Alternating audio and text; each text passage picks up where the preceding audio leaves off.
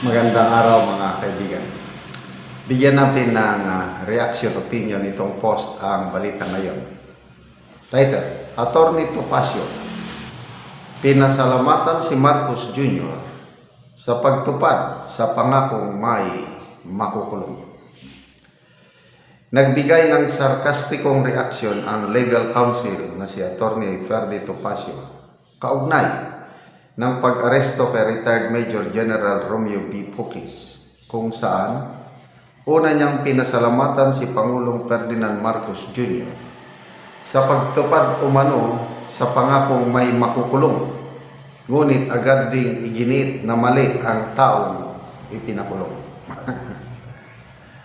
I will just take this opportunity para pasalamatan ang ating Pangulo si BBM sapagkat tinupad niya ang kanyang pangako na may makukulong. Gayunman, ayon kay Topacio, ang katuparan ng pangako ay nauwi sa baliktad na resulta dahil hindi umano ang mga magnanakaw sa kaban ng bayan ang kinasuhan, kundi ang mga hayagang nagproprotesta laban sa pagnanakaw. Sabi ni Topacio, pero mali po yung ipinakukulong. Hindi po yung mga magnanakaw, kundi yung mga nagproprotesta sa pagnanakaw.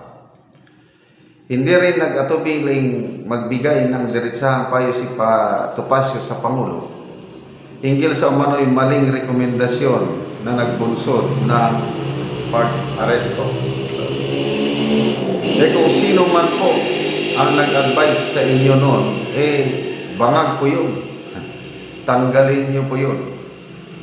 Para kay Topacio, ang pag-aresto kay General Puquis ay nagiging simbolo ng baliktad na pagpapatupad ng hustisya, kung saan ang mga kritiko ng korupsyon ang nauunang nakukulong, habang ang mga itinuturong sangkot sa malalaking anomalya ay nananatiling hindi napapanagot.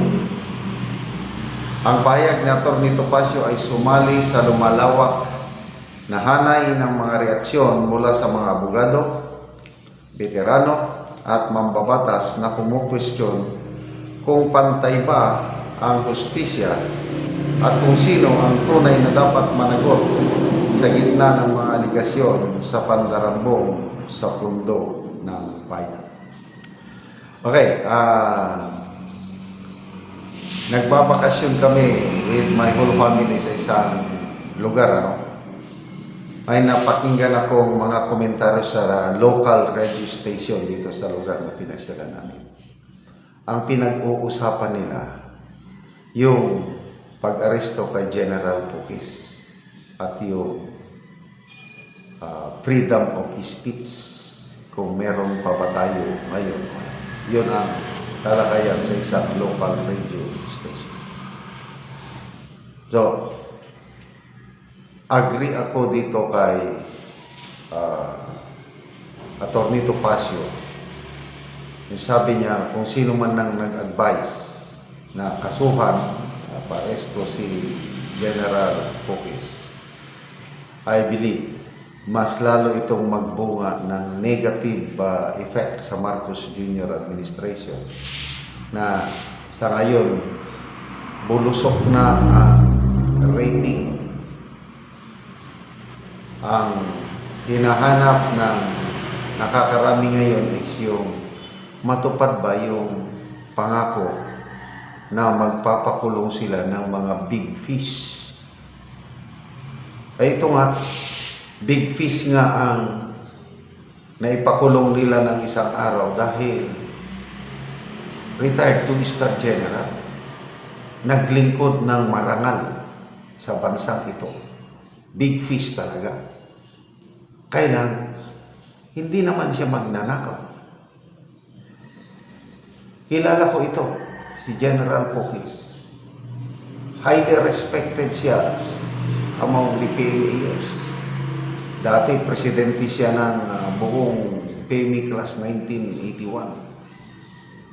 sa kanyang klase mayroong isa na naging chief of staff, si General Bautista. Then maraming mga 3-star generals. So itong mga PMAR na yan, nagtutulungan. Sakit ng isa, halos sakit nila lahat. So,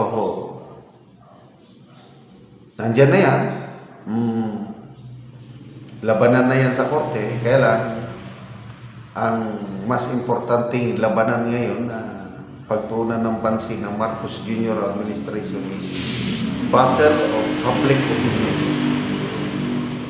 Ang presidente na ngayon ang may pinakamababang trust and performance rating among all presidents itong midterm dahil nakakaabot na siya ng negative trust and performance rating. Tapos ganito pa ang gagawin, aresto.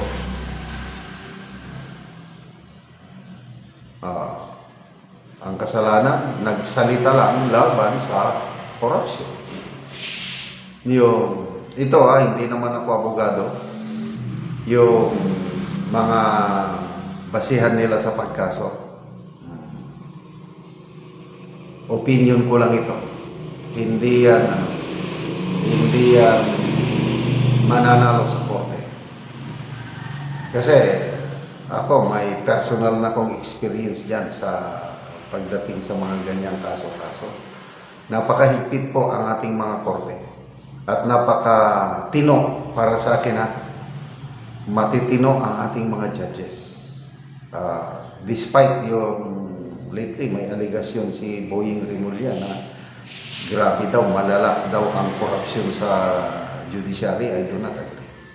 Yes, may mangilan-ilan na mga justices na nasisilaw sa pera, kailang karamihan, I tell you, ang mga judges natin maasahan. Kaya ang mga inosente, hindi talaga mapapabayan. Magkakaroon ka talaga ng hustisya dito sa ating korte. And let's pray let's support General Pukis dahil sakripisyo para sa kanya ito yung nagsasalita siya laban sa korupsyon para sa ordinaryong mamamayan.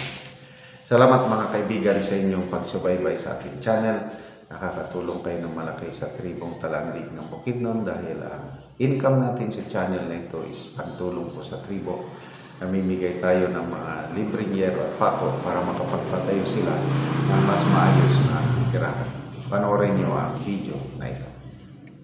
Ang yero nga ipanghatag sa mga tao. So 20 ka pamilya ang nagkuha karon og yero. Ug karon mao na ni sila ang nagkuha sa yero, 20 ka pamilya.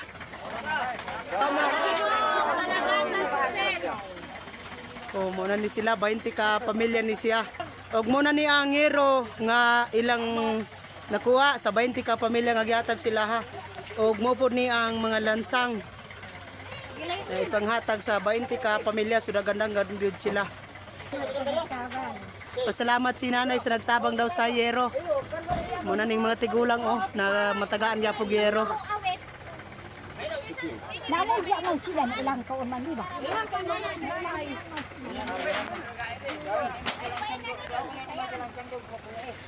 So muna ni ang bunggong kargahan. So tabangan sila sa kagawad sa bunggong ilang gikargahan. Inis ki manay ko koy. Diyan ang panay kitoy. So duha ka bunggo.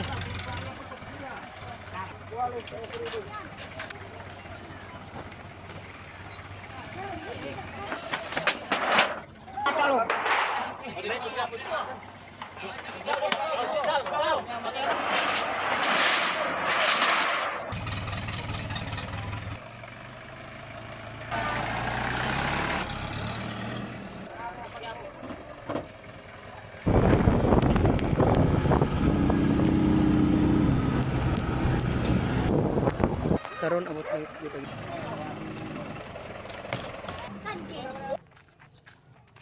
karon abot na gyud ang gitagaan. Karon mo na ni ang balay sa tagaan na Mogyero. So duha pa daw ni kabulan ang iyang balay.